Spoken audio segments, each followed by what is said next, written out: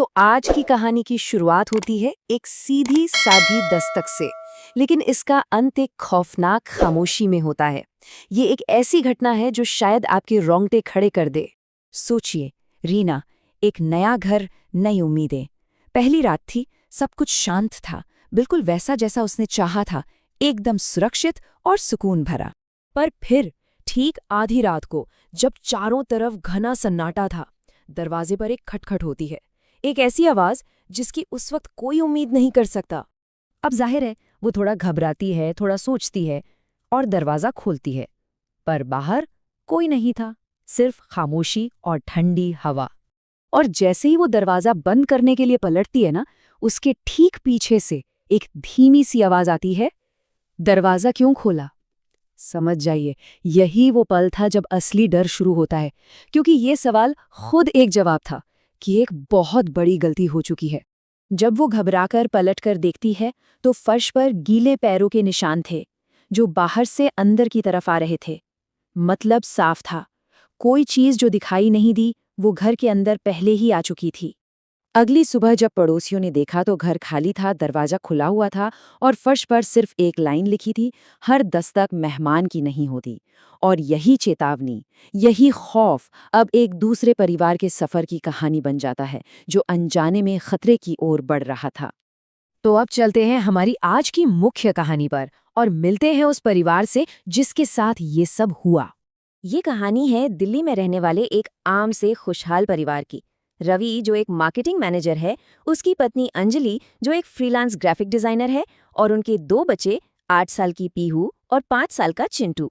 अब देखिए, सर्दियों की छुट्टियां थीं, तो बच्चों की तो जाहिर है एक ही रट थी, कहीं घूमने चलते हैं।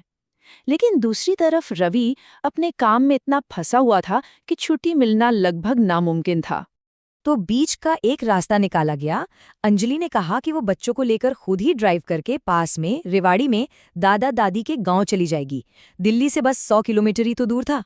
रवि को थोड़ी चिंता हुई। उसने कहा भी, लोग कहते हैं कि वो हाईवे थोड़ा भुताहा है।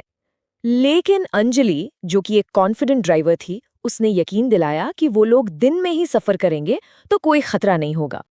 दादा दादी के घर छुट्टियां तो बहुत मजे में बीती, लेकिन ठीक वापस आने से पहले एक कहानी ने डर का एक बीज बो दिया। तो अब जब छुट्टियों का आखिरी दिन था, बच्चों ने अपनी दादी से एक फरमाइश कर दी, एक भूत की कहानी सुनने की। और दादी ने जो कहानी सुनाई वो एक ऐसे लड़के की थी जिसे कोहरे में एक पेड़ पर एक अजीब सा बच्चा दिखता है, जिसकी गर्दन पूरी घूम जाती है। पता है, ये कहानी बस कहानी नहीं थी, ये आगे जो होने वाला था उसका एक इशारा थी। और छोटे चिंटू के मन में ये कहानी घर कर गई। अगले दिन हुआ ये कि खराब मौसम की वजह से उन्हें निकलने में ही देर हो गई। जब तक उन्होंने वापसी का सफर शुरू किया, दोपहर हो चुकी थी और अब दिन की रोशनी तेजी से घट रही थी। और फिर एक के बाद एक गड़बड़ होने लगी। पहले तो हाईवे पर अचानक कार का टायर पंक्चर हो गया। अंजलि बच्चों को कार में लॉक करके मदद ढूंढने गई। मरम्मत में भी काफी टाइम लग गया और जब तक वो वापस चले, शाम के 5:30 बज चुके थे। घना कोहरा और अंधेरा छाने लगा था। सफर आधा ही हुआ था और सबसे खतरनाक हिस्सा तो अब शुरू होना था। इसके बाद जो होना शुरू हुआ वो किसी के भी होश उड़ाने के लिए काफी था। पहले तो उन्हें सड़क के बीचों बीच एक टूटी हुई साइकिल दिखी, जिसकी सीट नहीं थी। कुछ ही देर बाद बिल्कुल वैसी ही साइकिल सड़क के किनारे खड़ी हुई थी और फिर हेडलाइट्स की रोशनी ने कंबल ओढ़े एक लंबा सा साया दिखा और पलक झपकते ही गायब हो गया। लेकिन असली डर तो अभी बाकी था। कार के अंदर अंजलि की नजर जब खिड़की पर पड़ी तो उसके रोंगटे खड़े हो गए। खिड़की पर, जो कोहरे की वजह से धुंधली हो गई थी, उस पर एक हाथ का निशान था। और सबसे डरावनी बात यह थी कि वो निशान बाहर से नहीं बल्कि अंदर से बना हुआ था। खतरा अब बाहर नहीं था, वो उनकी कार के अंदर ही आ चुका था। तभी अचानक कार का रेडियो अपने आप तेज आवाज में बजने लगा और उसमें से एक अजीब डरावनी आवाज आने लगी। इससे पहले कि अंजलि कुछ समझ पाती, सामने से एक ट्रक आता दिखा और उससे बचने के चक्कर में उसकी कार सीधा एक पेड़ से जा टकराई। जब आंख खुली तो परिवार अस्पताल में था। वो सब जिंदा तो थे, लेकिन चोटें बहुत गहरी थी। जिस्म पर भी और मन पर भी। और देखिए, इस रहस्य को और भी गहरा कर दिया पुलिस की रिपोर्ट ने। रिपोर्ट में साफ लिखा था कि वहां किसी दूसरी गाड़ी या ट्रक का कोई नामो निशान नहीं था।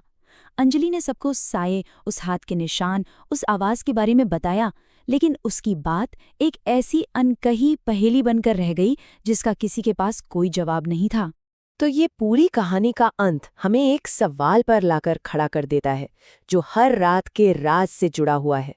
ये कहानी हमें याद दिलाती है कि कभी-कभी कोहरा सिर्फ पानी की बूंदें नहीं होता, वो एक पर्दा होता है जो ऐसे राज छुपाता है जो हमारी समझ से बिल्कुल परे हैं, और हमें सोचने पर मजबूर करता है कि अगली बार जब हम किसी सुनसान सड़क पर कोहरे से गुजरेंगे तो उस पर्दे के पीछे क्या छिपा होगा।